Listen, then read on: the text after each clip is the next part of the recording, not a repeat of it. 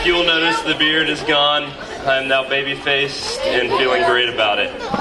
So, it was just time. There comes a time in every man's life when he needs no beard. So tonight is our last night in Under Pressure, where we've taken a look at the different things that stress you guys out. If you remember, the past few nights we looked at where we seek identity and the things that give us the identity of who we are. And I talked about God telling us to look straight at Him, and that a lot of times we end up turning our heads either to the right or to the left, and we lose focus on who God has already told us that we are. And then last week, I talked a little bit about living up to expectations and about the things that had been declared down on Jesus' life even before He was born and the expectations that were there on Him. And tonight, I want to look a little bit about falling short. There's going to come times in our lives that we fall short of the expectations that people have for us, even our own expectations. As much as we don't like this word, there are going to be times that we fail. And that extends to school, where literally there is a symbol that tells us that we have failed, or we have fallen short of the expectations of a passing grade. That can happen in sports, and sometimes that happens in friendships. And tonight I want to look at how do we get over these things? How do we get past them? And so I want to look at two characters, two disciples, two people who give us some stories of kind of falling short of expectations. And so first we're going to look at Judas. Many of you already know Judas' story because he's kind of a famous person, right? What did Judas do? He betrayed Jesus. That's right. So tonight, both of the stories that I'm going to read are going to come out of Mark 14. And here we are as Jesus is about to get arrested. In 14, starting in verse 43. Suddenly, while Jesus was speaking, Judas, one of the 12, came with a mob carrying swords and clubs. They had been sent by the chief priests, legal experts, and elders.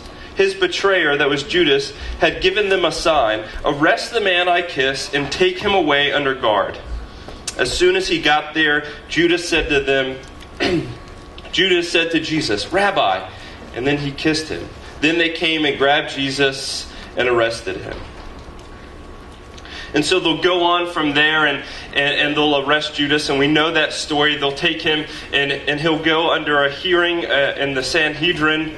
And eventually he'll go to trial. And eventually he will die a terrible death on the cross. So Judas betrays Jesus for this slight bit of silver. They give him a slight bit of silver, and Judas betrays Jesus. And see, it's kind of funny, and you may have giggled or thought it was kind of funny about Judas coming up and kissing Jesus, but that was really a sign. See, that was a way that you showed friendship in those times.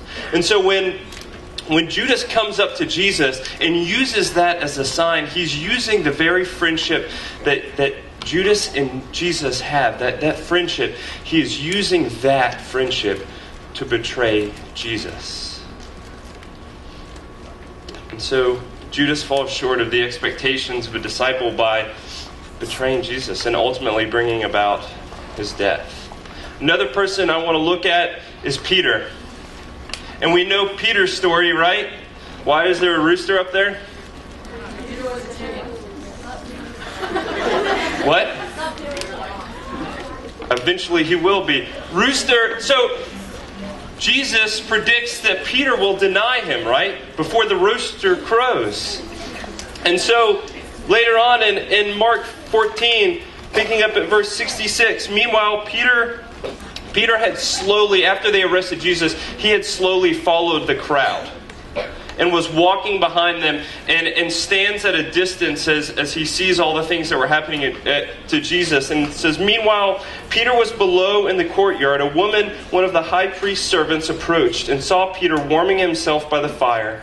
She stared at him and said, "You were also with Jesus." But he denied it, saying, "I don't know what you're talking about. I don't understand what you're saying." And he went outside into the outer courtyard, and a rooster crowed. Then the female servant saw him and began a second time to say to those standing around, "This man is one of them." But he denied again. A short time later, those standing around him said to Peter, "You must be one of them, because you are a Galilean." But he cursed and swore, "I don't know this man that you're talking about." At that very moment, a rooster crowed a second time, and Peter remembered what Jesus told him, "Before a rooster crows twice, you will deny me 3 times." And Peter breaks down and cries. So we have 2 stories of people falling short here. We have 2 disciples who fall short of the expectations that were on them. Ultimately, Judas, we hear in other Gospels later that Judas will actually take his own life. The weight of his actions bear down on him too strongly. And Judas will eventually take his own life. And then Peter, we find out later in other Gospels, Peter will actually have another moment with Jesus. Later in John 21, Peter and Jesus will have this moment where they get to speak once again to each other. See, we have these moments in our lives, right? That we feel like we have slightly fallen short of the expectations, of maybe our own expectations, of maybe the way we think we should be followers of God. We have these moments of falling short. And as unpretty of a word as it is, we have these moments where we feel like we have failed. And what I really think that we are after in those moments is reconciliation. You see, what reconciliation really means is to restore to right relationship. See, Peter and Jesus have this moment of reconciliation where they restore their relationship to the rightful way that it should be. In us, when we have these moments where we feel like we fall short, these things weigh heavy on us, because if we feel like we failed our parents, we feel like we're not in right relationship with our parents anymore, right? There needs to be restoration. Or if we feel like we're not living up to the people that we should be for God, we have these moments of feeling like we need restoration with God. Or if we have an argument with one of our friends, we feel like we need this restoration. We need to repair that relationship. And so we have this need for reconciliation. And I really believe, and I'm going to hit on this in a second, I really believe that reconciliation, ultimately when we boil it down in all situations, just involves 2 people.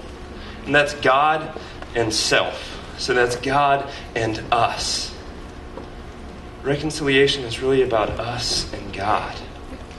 And so I want to kind of break this down with maybe kind of a silly analogy for you guys. I want you all to imagine, if you can, your life like a number line. So here you are at the very beginning. This is actually a baby photo of Neil that I found this week. He was a good-looking fella. And so there you see Neil at the very beginning of his life. Right? The number line is just starting. And then you see him later on, and he's at this moment later on in his life, and he's done things, and all sorts of different stuff have happened in his life. And then, see, this is what happens in our lives. We have these tick marks that come that we remember, and events happen in our life. You know what I'm talking about? Like if you were to create your life in a number line, you'd be like, you know, the first time I did this, or I started doing this, and there's these little tick marks on this number line that signify big events that happen in your life. Are you following with me? You understand what I'm saying? So we have these tick marks that happen. And a lot of times, I know that I have dealt with this in my life. I do something that I feel like is a failure, and I add a tick mark to my life. And then, you know, I move on from it, but then I do something again, and I add another one. And then another one. And then another one. What ends up happening is I'm sitting at one point in my life, and I end up looking back at all of these things that I felt like I have not done well. And I hang on to them. And I let them beat me up. And here's the truth, people. If you hear nothing else that I hear tonight, hear this. Remember, I was talking about reconciliation happens between 2 people. Who are those 2 people I really believe they are? God and self. That's right. All right, so if that's our number line, if that's where we are, if this is our life, and that is the very beginning, and these are all the things that we have done wrong, and we're looking back on these things and we're holding back to them, People, listen to me. This is where grace happens. Grace happens not even on our own number line. It happened way before we were even a thought in our parents' eyes, our parents' minds. It happened long, long ago. So if grace is already there, and we're talking about reconciliation happens between God and self, and grace has already happened so long ago, then what does that leave?